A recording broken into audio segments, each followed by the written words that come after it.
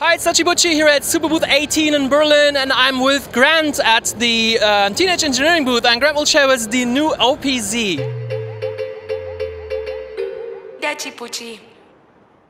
So we have 16 tracks. We have a kick, a snare, hi-hat, samples. We have a bass synth, a lead, arpeggiator, a chord. Got 2 master effects. We have a tape track, so we can do tape effects just a bit like the OP1 in that sense. We have a master transpose track, so you can transpose your notes. It works out the scale from what notes you've used in a sequence. It's very clever. And then we have the master punching effects, which is a lot like it's like when you use the pocket operators. Yeah. They have the punching effects, and we really enjoy that. So we can do things like loop.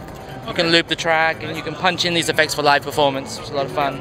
We have an external track. We have DMX. You can do lights, fog machines, whatever has a DMX protocol.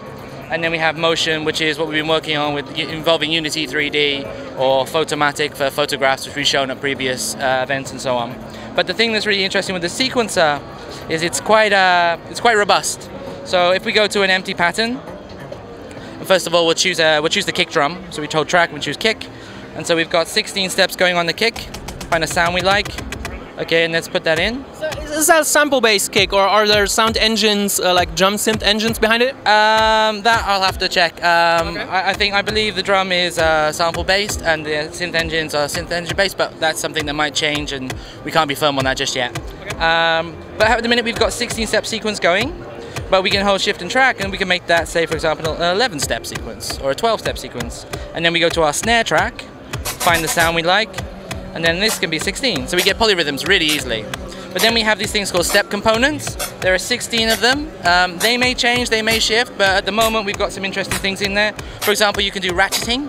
Ratcheting is where, for example, you might have a 4-step sequence, and say you want step 3 to play 4 times. Ah, yeah, I see. It then becomes an 8-step sequence. Okay. So we can do that with the step components by holding shift, holding the step, and then assigning whichever step component we want with a value using the numbers.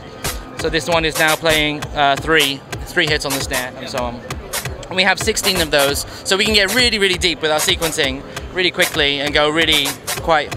So instead of recording stuff onto the tape, like with the OP1, I now have individual sequencers for these 16 tracks, and I can work on them individually and play them at the same time. That's exactly the thing. I mean, they work together as 2 beautiful machines. The OP1 with a recording to the tape is very tape-based, but now this is very sequencer-based. Yeah. And the music that comes out of it, it's a very robust sequencer, so we can do a lot of interesting things there. But yeah, it's all about the sequencer in this one. But on top of that, we have the visual element, which we've shown before in some things. I think maybe I can show motion. This is just a demonstration we've set up, but this is the dashboard of the track. We can see the steps, we can see the parameters as we move around and scan through the dashboard. Awesome. And we get an overview of our track. And then it's like a cockpit. Yeah, exactly. It's like you're driving, you know, and it's all done with Unity 3D. So it's based on Unity, so with some Unity skills I can program my own visuals there, and that's the end goal. How long it takes us to get there and what we do on the way there, I'm not sure, but yeah, no, the end goal is, you know, people can bring their own visuals to the game. That's what we said at the start.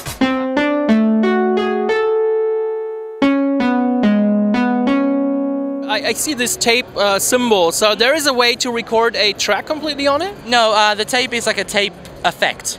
At the moment, that might change, there might be different things, but it's a tape effect, so we can do like tape loops, and we use it like a recording buffer that then we can play with the speed of the tape. So how many sequences can it store? We have 10 programs with 16 patterns per program. So if I don't have an iPad or iPhone around to connect it, we'll still be able to use it without any visual feedback? Yeah, totally. I mean, like anything, it takes a little bit getting used to, but today, you know, I made this pattern with this behind me, not seeing what's going on. You get used to it. There's visual feedback on whatever channel you're on with the LEDs and the lights, so it's quite easy to navigate once you get used to it.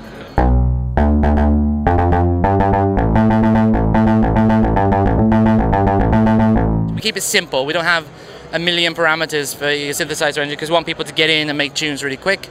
So we have, you know, 4 parameters, then we have an ADSR, an LFO, and then a master page for like a master mix send.